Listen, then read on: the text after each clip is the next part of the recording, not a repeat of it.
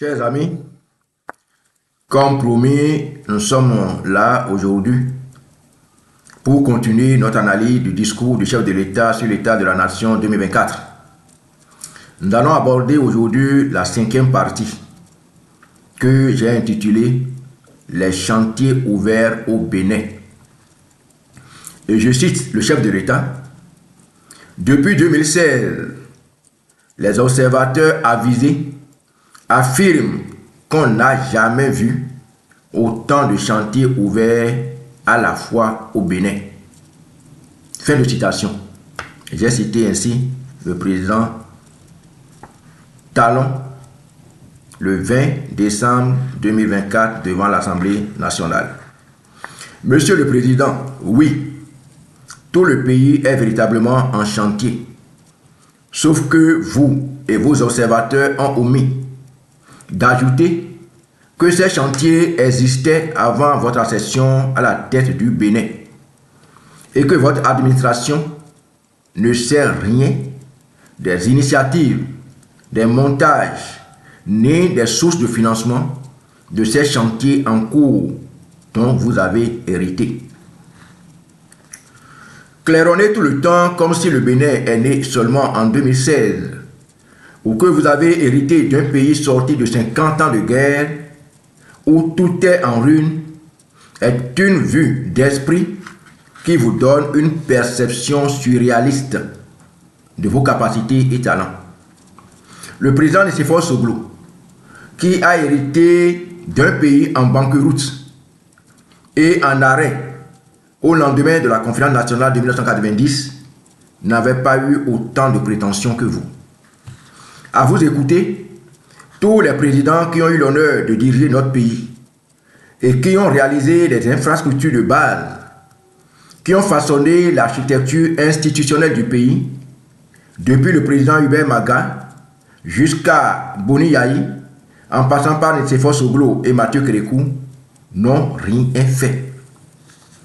Le palais de la présidence, le palais des gouverneurs, le centre national hospitalier et universitaire HKM de Cotonou, l'aéroport cardinal Bernardin Gantin de Cotonou, l'aéroport de Tourou, le port autonome de Cotonou, le stade omnisport général Mathieu Kérékou de Kourounou, le palais des congrès de Cotonou, le centre international de conférence, les tours administratives, les ministères et leurs directions centrales techniques et départementales, les bâtiments du trésor, de la douane, de la SBE, de la SONACOP, des impôts, les tribunaux, les cours d'appel, les camps militaires, les commissariats, les gendarmeries, les prisons, les 3 ponts de Cotonou, le pont d'Atiémé, de Khayvié et ceux de l'intérieur du pays, les universités, les centres et résidences universitaires, les échangeurs et passages à niveau,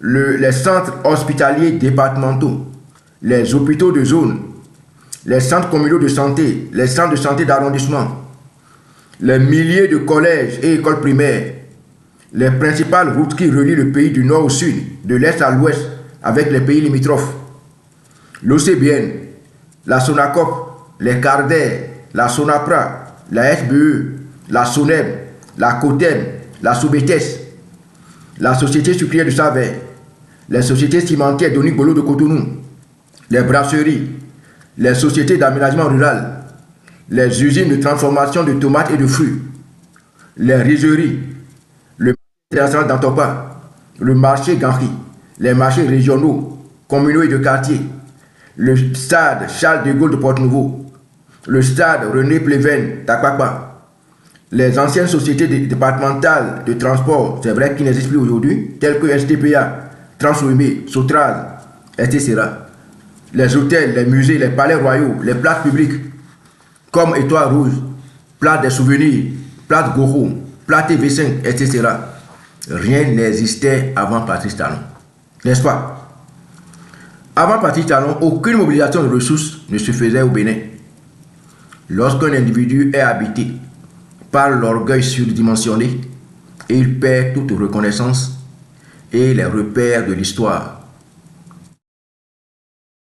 Les différents accords que le régime de Boni Yayi a laissés, vous verrez qu'il ne reste plus rien.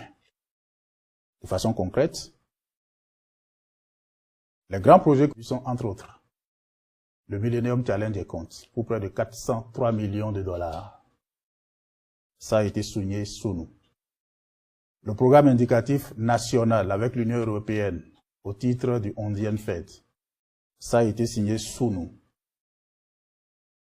C'est ce même programme qui a réaffecté récemment 26 milliards pour le coronavirus. De grands projets d'infrastructure comme la route Savalou-Djougou, la route Porte-Novo-Paubin, y compris la rocade de Porte-Novo. Sur cette route particulièrement, la seule chose qui a changé, c'est la surfacturation du prix au kilomètre linéaire. D'autres projets comme la télévision numérique, le programme de développement des infrastructures de télécommunications. Tout ça a été conclu. Le régime précédent a signé au lendemain de son départ des contrats d'infrastructures de routes pour à peu près 1200 milliards de francs CFA. À quelques jours de la fin du mandat. Donc pour engager le Bénin dans des travaux, dans des contrats de construction de routes, de bitumage de routes, un peu partout, pour 1200 milliards, c'est très bien. C'est très bien. Si nous avons les moyens de bitumer toutes nos routes au Bénin en quelques années, on le ferait volontiers. Mais est-ce que nous allons hypothéquer nos ressources actuelles et à venir? Nous allons aller à l'emprunt, au crédit, pour mobiliser tout ce que le Bénin est capable de mobiliser dans les années à venir et les engloutir entièrement au service de la route. Faire des routes en oubliant que pour vivre, pour rouler, il faut avoir les moyens d'avoir un véhicule, il faut avoir les moyens d'avoir une voiture, une moto. Il faut produire avant de transporter sur la route. Quand vous n'avez pas de maïs, vous n'avez pas pu produire du maïs, vous ne pouvez pas le transporter sur la route. La route ne peut pas être le seul moyen d'existence, de développement et d'épanouissement social. Il faut que les ressources du pays, les ressources d'aujourd'hui et de demain, quand nous allons au crédit, nous en prenons sur les ressources de demain. Disponibles aujourd'hui et nous prenons du crédit, il faut les répartir de manière intelligente à ce qu'une partie aille à la construction de l'économie. Nous avons l'obligation de restituer à la génération montante la vérité des faits dont nous avons été témoins. Les 3/4 des projets agités par Patrice Talon et ses soutiens sont des projets hérités du régime Yahi. Ce sont des propos tenus par le ministre Irénée Pascal Koupaki lors du lancement du PAG du Talon. Allez chercher la vidéo, vous allez voir ça.